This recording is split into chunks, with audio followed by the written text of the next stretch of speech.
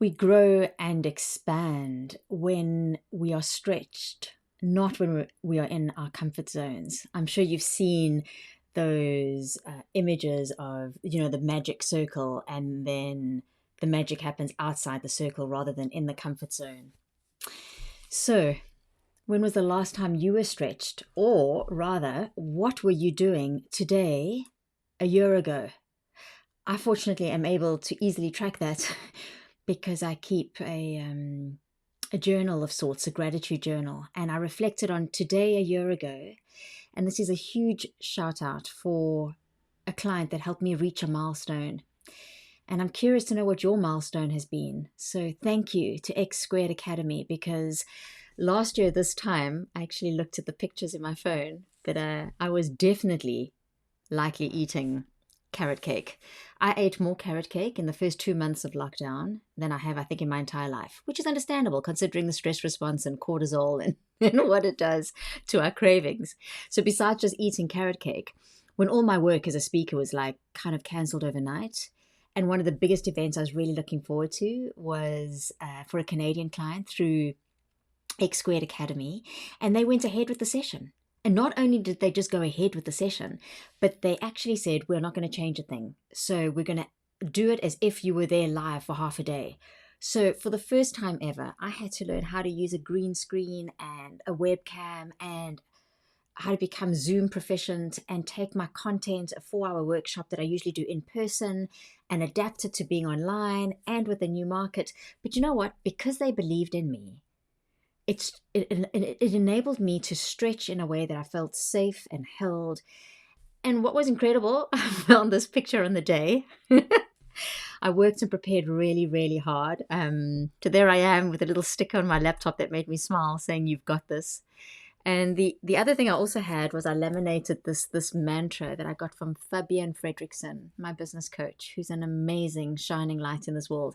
And I don't think I would have cruised through lockdown with as much ease without her support either, through the Bold Heart community. But I had this, and I actually used it because even though I had prepared really, really well, as we do in life, we can't control everything, right? And so a lot went well. I mean, feedback from the workshop was great. I felt it was good. But Zoom did kick me off and totally rebooted. And just as I started, I remember it was about 2 o'clock. This happened because I was working off my ironing board in my living room. Of course, didn't have a stand-up desk yet then, but this happened. So light reflected off the neighbor's roof and shone exactly where I was standing doing my introduction and blinded me. So I couldn't read my notes. And what happened was I took a deep breath in.